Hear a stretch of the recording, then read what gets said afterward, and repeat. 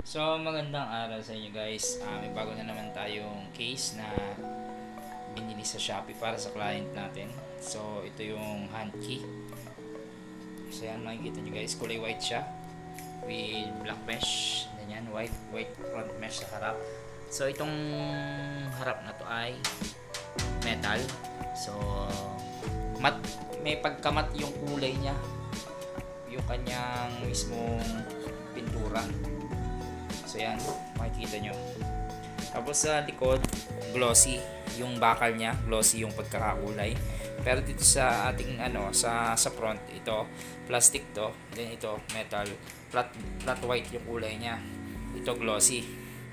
And then meron siyang mesh for dust protection. And then makikita nyo to, akala ko nung hindi ko nabasa sa Lazada na hindi pala siya tempered. So acrylic lang siya, hindi siya tempered. Yun. So ito, yung likod. So yan, puting-puti. So 80X ang kasya sa kanya.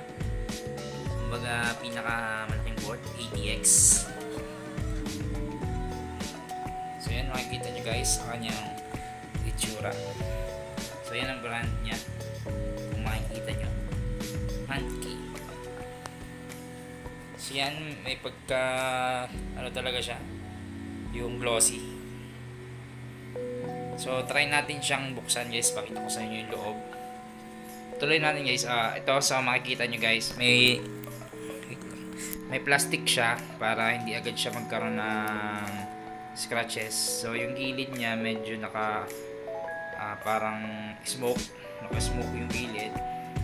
Tapos yung gitna clear. So isang tabi muna natin siya guys. And then ito, balik tayo sa loob. So kung makikita nyo, malawak yung spacing niya from here to here. So kasya yung isang 120mm pan dito sa labas, sa loob na to. So dito ko ilalagay yung mga pan. So papakita ko sa inyo ang finished product nito later.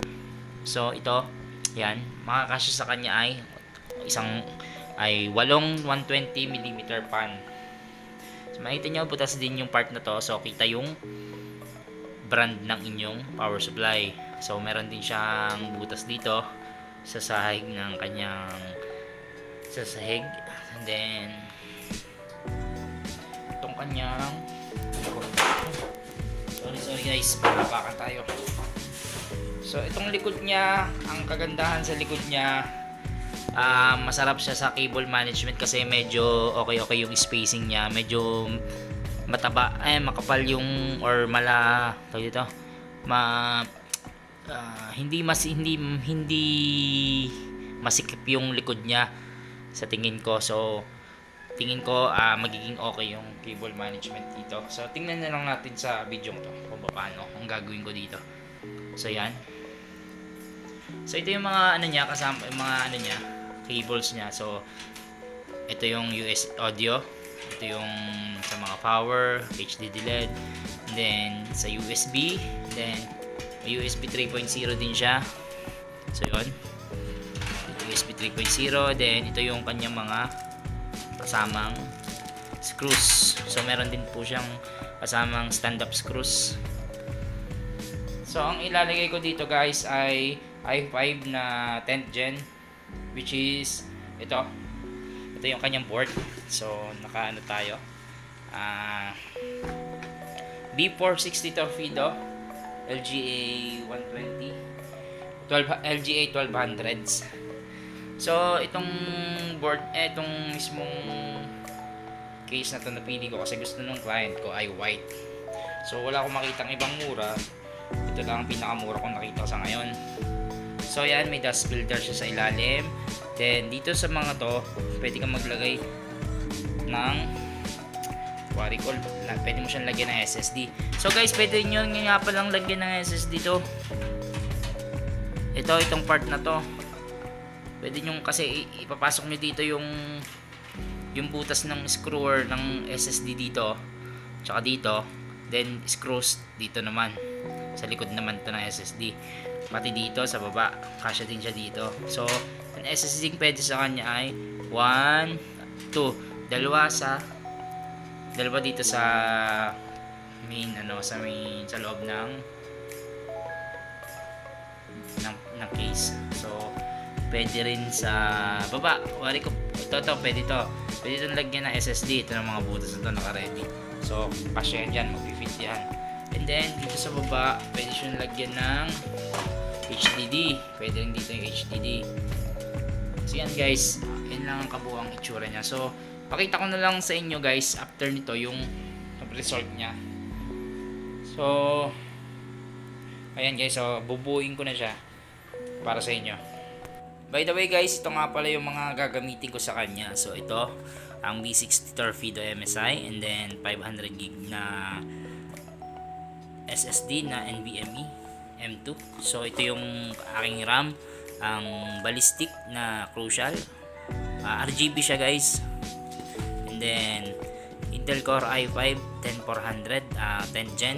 So balak ko sanang gamitin dito guys ay yung F series, kaso out of stock, wala na akong mabili, and kukunti yung diferensya, 1K lang.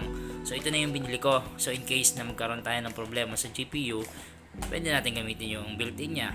Magandahan lang naman ng F series, mas mura. Then ito yung ating video card 1650. Ito lang kaya ng budget ng may-ari kasi pandemic at saka napakamahal ng GPU ngayon. So supposedly dapat tong 6050 ay itong 1650 dati ay umabot na lang na 8K, ngayon 15K siya. 14.8 total na bili ko sa kanya. So yun guys, yun bubuuin natin ngayon. So yung pan na gagamitin natin pala sa kanya ay ito. So yan, meron siyang hub. So hindi ko alam kung anong brand to, pero ko lang siya nakita.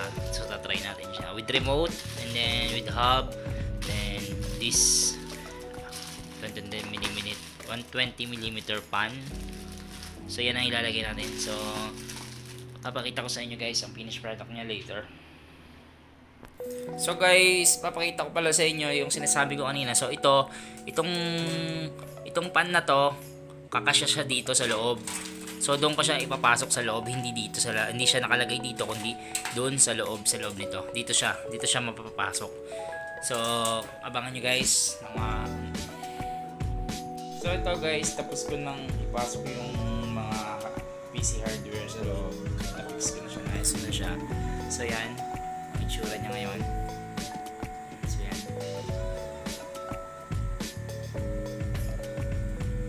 So mukha namang malinis, mukha namang successful tayo. So guys, ulitin ko na yung specs nito. Intel Core i5 10400, tapos 16GB of RAM, then 500GB SSD, NVMe. Ito siya, nandito siya guys sa loob niyan. And then GTX 1650 4GB, GDDR6 na po yan. And then yung RX 500 na XT. So yan guys. So you can see guys, nasa loob yung mga pan dito sa loob niya. Wala siya dito. Then pan sa taas, then pan sa likod, and then pan dito. Kaso wala na siyang pan, hindi ko na siya nilalagyan ng pan. So 6 pans lang ang nilagay ko, then 7 including itong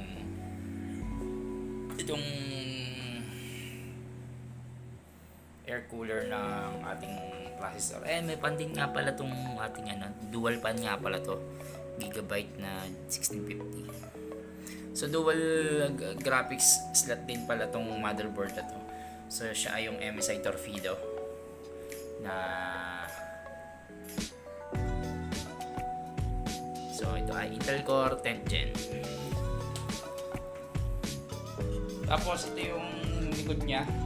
So yan lang ang kaya kong gawin yan. Hindi ako marunong, hindi ako magaling sa mga cabling, pero hindi naman siya kita sa loob, so ginanyan ko na lang siya.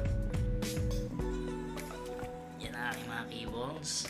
So pasensya na, hindi ako professional.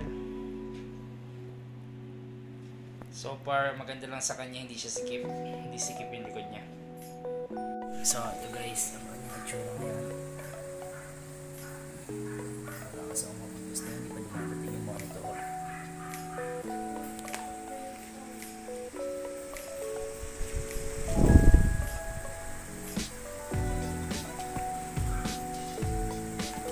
So mas lang sana akong nakita nyo yung tunay na itsura pangit ng kasi yung camera ko eh.